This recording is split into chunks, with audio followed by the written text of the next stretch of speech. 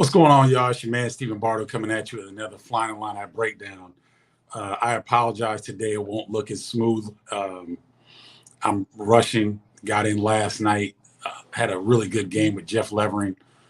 We covered Butler's upset over Xavier in Hinkle Fieldhouse. It was a sellout, a blew out, they call it, over in Butler. It was a fun game, exciting game.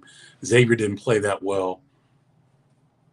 They're still, I think, trying to learn life without Zach Freemantle, but I digress because we're going to talk about Rutgers at Illinois today. Two of the best defensive teams, according to Ken Palm, defensive efficiency in the Big Ten. Rutgers #1, Illinois #2. Some things to watch out for. Rutgers coming off a game in where they lost at Indiana 66-60. Really struggled offensively from the field. Caleb McConnell and Paul McCahey were 2 of 16 combined from the field for 4 points. They did get some good contributions from Oscar Palmquist and Derek Simpson. They were combined 6 of 9 from the field for 16 points. I think that Rutgers is trying to figure out life without Mawat Mag.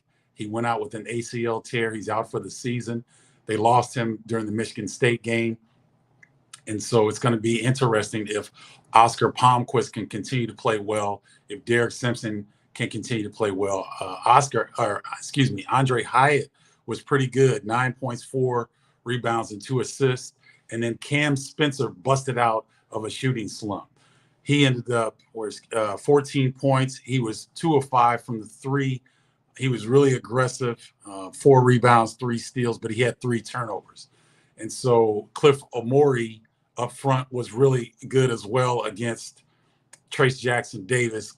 Big Cliff ended up with 15 points and 4 rebounds, although Trace Jackson Davis got the better of him in that one-on-one matchup. So for the Illini, an unexpected bye week with Minnesota on COVID pause, so they were able to get some rest. We'll see if they're a little rusty from not having played since Iowa last weekend. And looking at some of the things that Illinois needs to do today to be successful against Rutgers, 70 points seems to be the magic number for the Illini. When they hold opponents under 70 points, they've been very, very good. And this is a team in Rutgers that struggles to score on the road. So that may be a positive formula for the Illini. Matthew Meyer has been balling, 18 points, almost 19 points over the last 4 games. He was really efficient against Iowa, 21 points, 5 rebounds, 4 assists. He was 7 of 9 from the field, 4 of 6 from 3. I would expect the Illini to continue to look to him. Terrence Shannon Jr. got in foul trouble over in Iowa. He had 4 turnovers. He was only 3 of 10 from the field, 3 of 6, which is not bad 2 of 6 from 3, but he did not get to the free throw line. He's the #1 in the Big Ten for free throws made, and I think he's second at getting to the line behind Jalen Pickett at Penn State. Jaden Epps has been outstanding. He's been the freshman of the week in the Big Ten. He was 16 points, 5 assists, and 0 turnovers. That young man is really starting to come into his own. Expect more good things out of him. However, this is going to be a good challenge for Jaden because he's going up against some big physical guards, big physical and experienced guards, defensive-oriented, and Caleb McConnell, the reigning Big Ten Defensive Player of the Year, Paul Mulcahy. Both of those guys are 6'7". Cam Spencer, #2 in the Big Ten, or he's top 3 in the Big Ten in steals. This is a very opportunistic defensive team in Rutgers.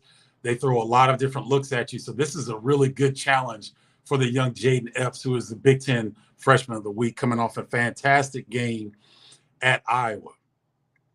Ty Rogers did his thing, got in foul trouble. He was 6 points, 6 rebounds. Coleman Hawkins didn't have a good offensive game. He was 6 of 10 from the free throw line. That's where he got his points.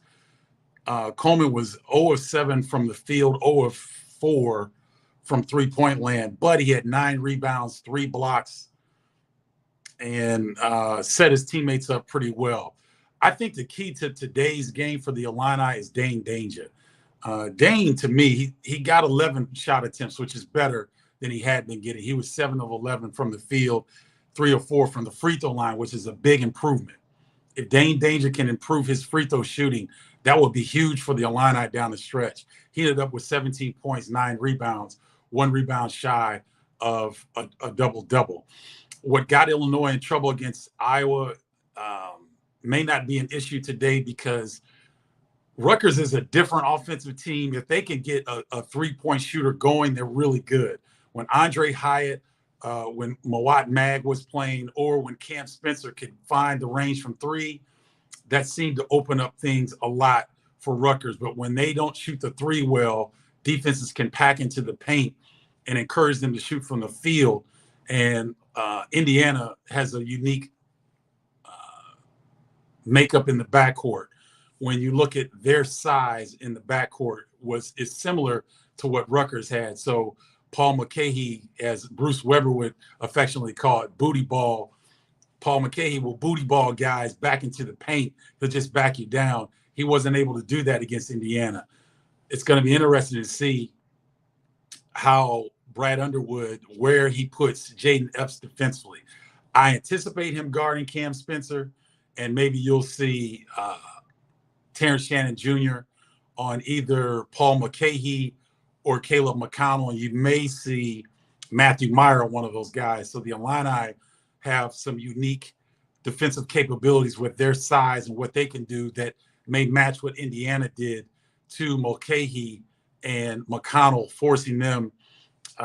Those two, McConnell and Mulcahy, were combined 2 of 16 from the field, only 4 points on the evening against Indiana. So that may bode well for the Illini based on their defensive versatility.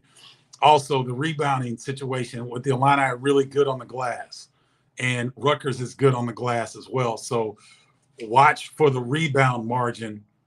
Whoever it favors, that will be big. Illinois was plus, I think they were plus 14 against Iowa on the glass. Illinois did some good things, but they fouled too much. It was similar to the Northwestern game on the road, where they put Northwestern on the line 40 times. They put Iowa on the line 33 times. And in particular, Tony Perkins, who is 15 of 16 from the free throw line. So those are the keys. Those are the areas to watch out for in today's matchup between Rutgers and Illinois. Best of luck to the Rutgers Scarlet Knights. Best of luck to the Illinois Fighting Illini. This is conference basketball, ladies and gentlemen, in February. It doesn't get much better than this. My father, Dr. Harold Bardo, reminded me in yesterday's game when I was preparing for Butler and Xavier. He said, don't be surprised to see Butler play extremely well and possibly win that game in an upset. Because what happens is teams are different in February than they were in December and January. Teams are getting better. Guys are starting to figure out their roles better. Teams have hit a rhythm. Now, Rutgers is 3 of 3 in their last 6. So they've kind of stubbed their toe a few times in their last 6 games. The Illini, even though they lost their last game against Iowa, they're 7 of their last 9. And the Illini have not lost consecutive games since January of 2022 of last season. So they're in their last 6 games, they followed that with a win. So that's an interesting trend to watch out for. So the Illini tend to be trending upward. Rutgers, even though they're still in second place, can they get better on the road? This is a critical week for them. They lost it at Indiana early in the week. Let's see what they do here today in State Farm Center.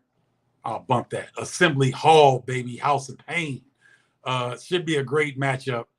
Don't expect a ton of offense. 2 of the best defensive teams in the Big Ten. Rutgers #1, Illinois #2 defensive efficiency.